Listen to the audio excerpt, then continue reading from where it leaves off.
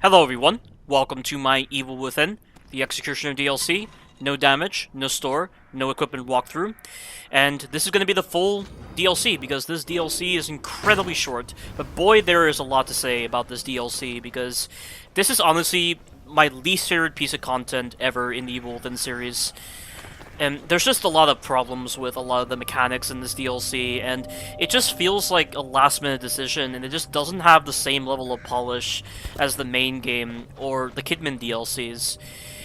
And not just in the polish, but also with the mentality. You know, I really feel like this DLC is just so lacking, and it just doesn't capture the essence of the Evil Within properly. And while I do appreciate the attempt at diversifying the DLC in a different sort of way, I just think it's a very poor execution. And we're playing as the Keeper, or correction, we're playing as a character named Pedro Martin, who is mentioned in a missing persons report, and we need to rescue his daughter, and he's somehow assumed the avatar of the Keeper. The whole story content of the Executioner DLC doesn't make any sense. I mean, they do acknowledge that Ruvik did successfully escape into Leslie, but every single supplementary information that they give in the Mobius documents doesn't really help in understanding STEM better, and a lot of times it just leads to more questions, and I don't feel like they followed up with a lot of this information in the Evil Within 2. So I really don't know whether to consider the story integrity of the Execution DLC canon or not. I mean, it's just, it doesn't really affect the flow of the story in any sort of way. But that's all I'll say about that, because I think story-wise it's pretty weak. And then I think gameplay-wise it's just very lacking. It reeks of lost potential, which only further complements the idea of this being a last-minute decision. And of course, with that last-minute decision-making, it's affected a lot of the polish. There's a lot of really annoying problems with this DLC, and no more so is it apparent than when you're fighting the bosses and certain enemy types, and also when you're trying to utilize a lot of the fundamental mechanics of this DLC. You really notice a lot of the problems with a lot of these design choices. But what do you need to know about the Execution DLC from a combat perspective? So, the first thing you'll notice is that this DLC is in the first-person perspective, and we have the ability to use the Keeper's Hammer to attack a lot of the enemies. As you progress through the DLC, you'll be able to unlock items that you'll be able to use in the store. These range from the Sadist Chainsaw to Molotovs and Dynamite, and then the Dark Keeper's Sword at the end. But I'm not going to be using the store for this walkthrough, so what you're going to be seeing me do is I'm going to only use the hammer. I'm not going to be able to upgrade my stats whatsoever. And when it comes to the no equipment requirement, I'm not going to be using any barbed wire traps or dynamite or molotovs to add more challenge to this really simple DLC. But we're about to fight the Sadist coming up. And the Sadist is definitely one of the better bosses, because there's this whole system where you can parry the Sadist, and you can repeatedly loop him by parrying him, doing a running attack, and then repeating the process. And the parry system on the Sadist works really well. But the only reason it works so well is because the Sadist attacks are very slow compared to the Dark Keeper. Parrying the Dark Keeper is so hard to do because the timing doesn't make any sense on the parry, and these Dark Keeper attacks so fast that it's so hard to judge when you're supposed to parry him.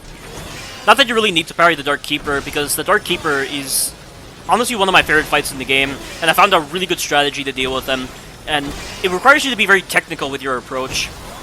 But I'm about to kill the Sadist now that I've done the parry trick, and he goes down very quickly. I mean, that's one thing I gotta give the DLC credit for. The bosses don't have a lot of life, so they can be taken down very quickly.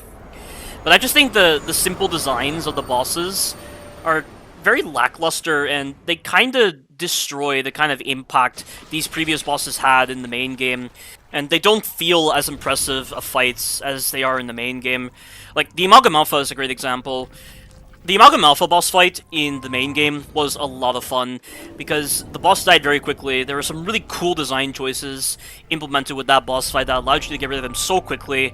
And it was a very memorable encounter for all the right reasons, but I really feel like the Amalgam Alpha boss fight on the Executioner DLC is just very simple. It's just very bare bones, and there's not a lot of cool things you can do against the Amalgam Alpha, and so it leads to just a very lackluster fight that's not very intriguing. And the same can be said with a lot of the other bosses, and we're about to encounter Zen in a moment, and I'm going to utilize the harpoon guns against Zen, because doing it with the hammer only, it just leads to a very unpolished fight, and it just feels like it wasn't finished, and it just feels like you're not really respecting the fight for what it is. Zen is definitely one of my least favorite fights in the game, especially when you're encountering him in the Final Torment, which is an unlockable mode you get in New Game Plus, because you can do a lot of cool things against Zen in the Final Torment and in this fight as well. And I don't know why you can't parry Zen's club. If you could parry Zen's club, that'd be so cool. But as it stands, it's just another very bare-bones fight, and you can stun Zen after dealing a lot of damage to him in such a short amount of time. And then you can follow up with a melee attack by pressing square on him. But it doesn't really incentivize you to do it because it doesn't do a lot of damage. And one big problem I have with the melee system on this game, and I'm honestly surprised that, considering that Shinji Mikami designed Resident Evil 4, you'd think he'd understand how to do the melee system by now.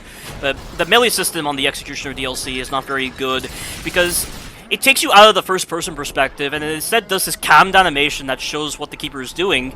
But the problem is it teleports you to certain spots in the area, and it changes the direction of the Keeper whenever he's in the animation, so it can be very hard to orient yourself properly. You have to understand where your camera was facing before you started the melee attack animation, and it can be very disorienting, and it can lead to a lot of moments where you end up being so close to the enemies that they'll be able to attack you when you come out of the animation. And not only that, but the enemies can initiate their attack animations while you're in the melee attack, and while it doesn't do any damage to you, because you do get iframes during those animations, because they're stacking attack animations on top of you, the moment you come out of the animation, you can be hit. So the incentive to go for the melee attacks is very, very low when you have these really poor design choices in play, and it's just not what I'm expecting from Shinji Mikami, who designed Resident Evil 4. The melee system on that game was perfect. Like, why is it that when the Keeper does his animations, why does it not keep him in the first-person perspective? Why does it have to teleport him? And why does it have to put him in the third-person perspective? It's just so disorienting, and it's just bad. It's really stupid that it works like that, and I don't like it whatsoever. But I'm now about to make my way over to Joseph, and Joseph is definitely one of the most annoying bosses on this game, but I did find out a really good method against Joseph, and it requires a very technical approach when it comes to handling him. On this boss fight, he's pretty fun, but on the Final Torment, he is horrible, because he just doesn't die in the Final Torment. Same with Sebastian, and a lot of the bosses in the Final Torment just don't die very quickly, and they just drag out for such a long time. But what you need to do is, when you teleport into this arena, you need to dodge to the left, and then you need to run forward, and then when it stops this little cinematic right here, you need to crouch. As long as you are crouched and you are facing Joseph, he cannot hit you with his bullets. But when he decides to throw his Molotov, and he will always do that whenever you're trying to run towards him initially, you need to use the running attack to gain a lot of her momentum to dodge the Molotov. And what's happening right now is, if you remember from the main game, whenever any enemy got near Joseph, he would always run to a different position. Well, there's something like that with Joseph in this encounter, and the same can be said with Sebastian as well. So you'll notice that every time I put him into this counter animation, where when I hit him, he's going to roll and throw his Molotov, he's going to keep running in this direction, because he always takes this path when he's trying to get to another spot in the room. However, if I push him more towards the side where he's heading towards right now, he will sometimes go down the path that I used to get to him. So you have to make sure he is staying on this side where I'm at right now. And I'm very lucky that he is not taking that other path. So I'm going to repeat this process over and over again, and eventually he'll die, but this is a significantly better strategy than just fighting him normally, because he cheats. Joseph and Sebastian get a tremendous amount of hyper armor with their attacks, and hyper armor is such a big problem with these two characters. And you want to know something stupid? There's a moment where, when you dodge Joseph's Molotov for the first time, as he's going to pull out his axe in order to try to melee you, he can attack you with his gun. You'll understand exactly what I'm talking about near the end of this video when I showcase my bloopers, and you'll understand the kind of problems that I encounter when I was dealing with Joseph and Sebastian. Joseph and Sebastian are definitely the worst bosses on this game, because they just don't work properly. Their hyper armor, their ability to just stun you so easily, and then they just don't work very consistently, and they have way too much life on the Final Torment. And the worst part is, you barely have any cover on the Final Torment, so they are easily the worst part of the Final Torment by far, and it's one of the main reasons why you can't do the Final Torment hammer only. Like, you need to slot into the store like crazy. They're expecting you to really, really slot into the store and just purchase everything for the Final Torment. And I just think it's really stupid. It shouldn't be so forceful on the upgrades. But that's just a general problem a lot of games have when it comes to how they utilize their upgrade systems. Most games nowadays are very forceful with their upgrades, and it's like, why do you bother giving the player any choice with what upgrades they should pick if you're going to be forcing them to pick these upgrades to make a section later on a lot more manageable and properly designed? Like, if you're going to be favoring this kind of design, you might as well give the player that ability when they are actually at the correct point in the story. Not slotting into some stupid upgrade system that gives you the illusion of choice.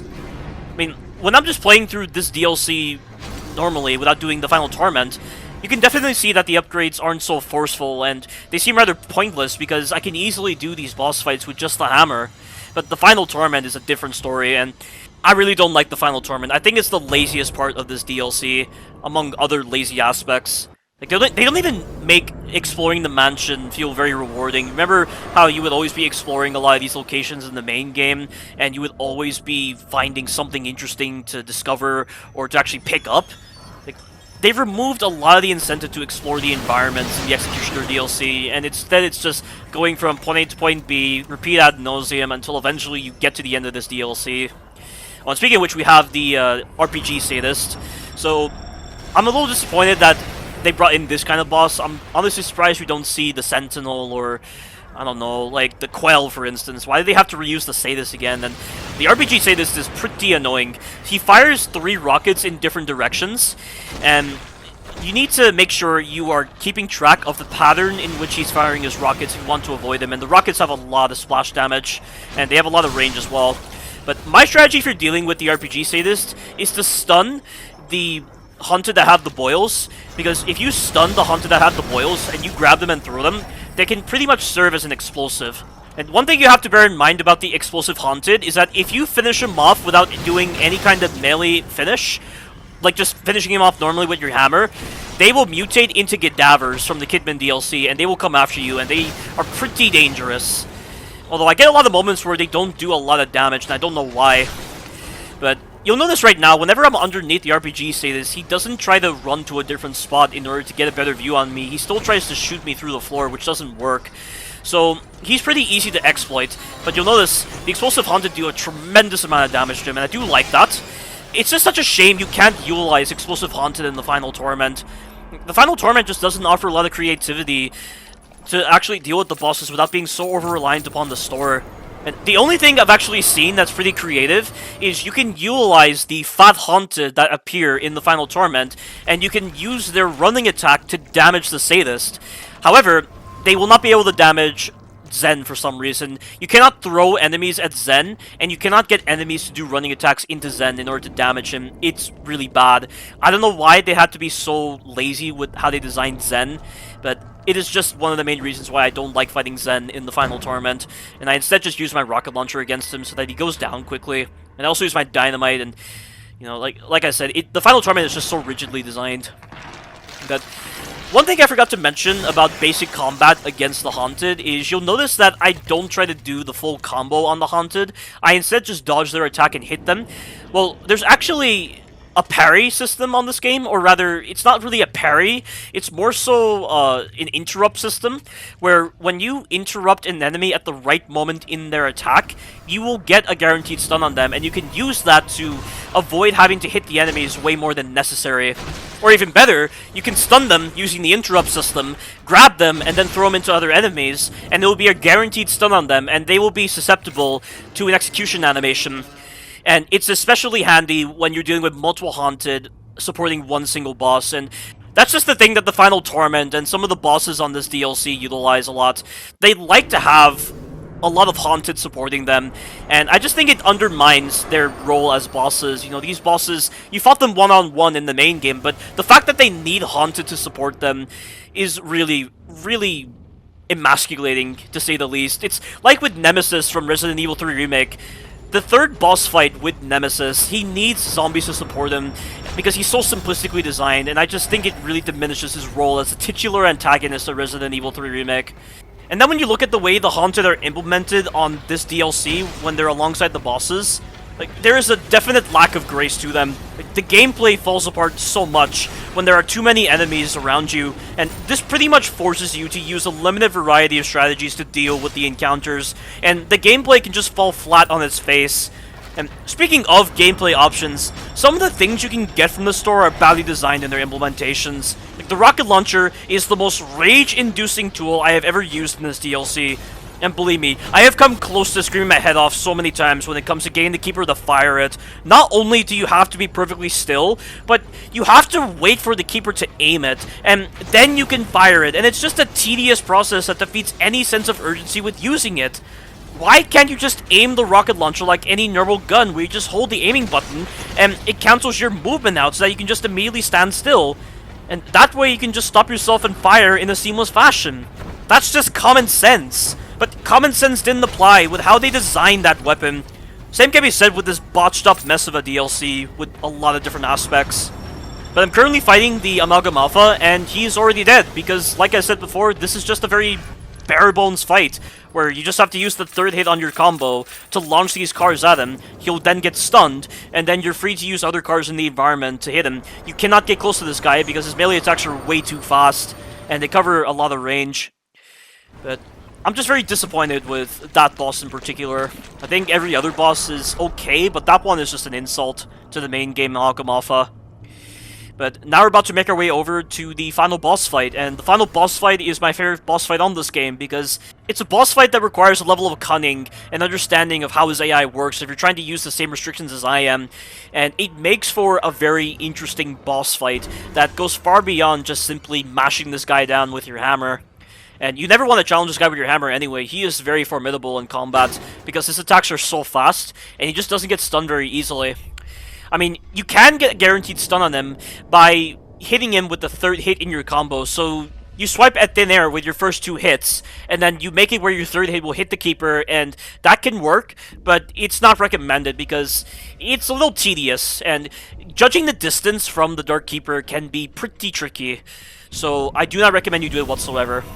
Instead, the strategy that I use against the Dark Keeper involves baiting out his running attack and running past him, and putting him in a position where I can hit the trap and crush him under the trap.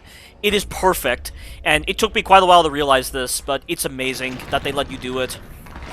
But we're slowly making our way there, and I'd just like to discuss one other problem I have with this DLC when it comes to the mechanics: dodging.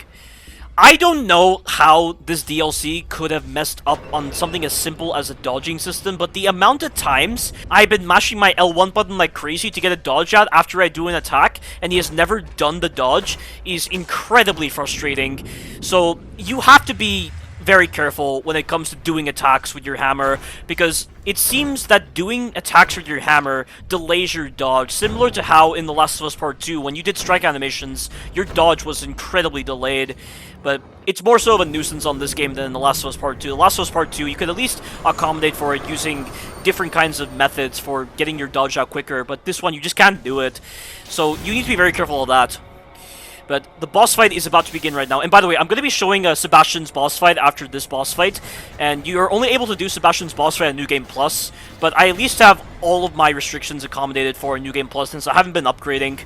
But the first thing you need to do is go over to this switch right here, and then you need to press it at just the right moment, where he's going to always do the running attack. Because what he's trying to do is he's trying to use his running attack to get out of the way of the trap, but he's only sealing his own fate. Because you'll notice, I ran into him when he was doing his running attack, and it didn't touch me or do damage to me because he didn't initiate his swing. And what that allowed me to do was to push him further back into his running animation so that he couldn't cover a lot of range. And it has allowed me to push him underneath the trap, and it allows me to hit the switch, and he gets crushed underneath. So that's the first phase done. Now, because I used that trap in that location, he's going to always spawn right here, and hopefully he does the running attack. If he doesn't do the running attack, I need to repeat my strategy again. But he runs at me, I run towards him, and then I run into him to decrease the range on his running, and I'm able to hit the switch and crush him underneath again. And now for the third phase, and the third phase is going to work exactly the same as the second phase. Only, you have this little moment in the beginning of the third phase where he's going to summon Laura's hands, and if Laura's hands touch you, it will kill you instantly. But the funny thing is, you can just run past Laura's hands, and then circle the whole entire room, and you will never see Laura's hands again. And you have to circle the room in order to spawn in the Dark Keeper for some reason. So the hands are going to spawn in, you need to go to the right, and then circle around, and then do not stop running. Just keep running in a circle. You have to repeat this one more time, and then eventually the Dark Keeper will appear. And he always appears in this area right here, the area I'm heading to right now, right in front of that door. And then you are free to melee him with your hammer. That will cause the room to go back to normal, and then you are free to repeat the process that you did in the second phase, where you stand in that corner and then bait out this running attack. He gets gradually faster as the fight progresses, and in the third phase he is very fast, and getting away from him when he does the running attack can be very tricky if you're not specifically doing this method, because he can just spam running attack like crazy if you're not fast enough. But get back in this corner right here, and then make sure he is coming from that direction I am staring at right now, and the moment he does his running attack, run towards him, and then hit the switch as you are running. There it is, and he is done for, and that is the end of this final boss fight. But as I said before, I'm going to do Sebastian's boss fight, and Sebastian took the longest time to figure out of every single boss in this DLC because he's so poorly designed. And the good news is, I found two good strategies to utilize against Sebastian. One is a little bit more passive but safe, and the other one is a lot more aggressive. And they both kind of use the same framework, where what I'm going to do is I'm going to use a strategy very similar to how I dealt with Joseph, where I'm going to exploit the fact that Sebastian can sometimes run to specific spots in order to set up in a spot where he's going to be able to shoot you. And it's needed because he is so broken, and it's the same case with Joseph. You need such broken designs like that to balance out a broken boss fight like Sebastian or Joseph. But stand right here, and then you need to wait for Sebastian to move. There are times when he won't run, he will instead walk. But even when he's walking, the moment he comes down to the same level as you are, he's gonna always run. Whenever he chooses to run instead of walk, he's gonna always go to a spot that's right near my position. So I'm going to hit him, and then he's gonna go to that other position. And I need to hit Sebastian before he has a chance to retreat back into a neutral state, because he's still in that active state of just running, even when he stops for a little bit. And this is the exploit right here. See? Every time I hit him when he is trying to run to those spots, and I stop him before he sets up in a neutral state, he's going to always run to the next spot. But you have to be careful that you don't get in front of Sebastian, because there are times when he will pull out his brass knuckles and attack you. And if that's the case, you've got to be ready to dodge. And this is the passive strategy right here, because it takes a little bit longer to kill Sebastian, and you run the risk of getting hit by these Haunted, because it's hard to control what they do at times. And oftentimes when Sebastian runs at the beginning, one of the Haunted will always run. And if you want to stop the Haunted from running at you, hit them once and then back away from them, and they will be forced to walk. And the good news is, Sebastian will also knock these guys out of the way, so that can be very helpful, and then that's the final blow right there. And that is the end of the first strategy, but let me show you the second strategy now, which is a lot more aggressive. It is a very quick and efficient way of getting rid of Sebastian, but you have to keep watch over the frame data on his attacks. And what I mean by this is you need to keep in mind that Sebastian can sometimes cancel his recovery frames a little bit earlier than usual, and it will allow him to use brass knuckles very fast. But the same strategy as before, stand here and wait for him to come down to your level. If he decides to walk and he comes down to your level, he's going to start running, and that is your opportunity to get him.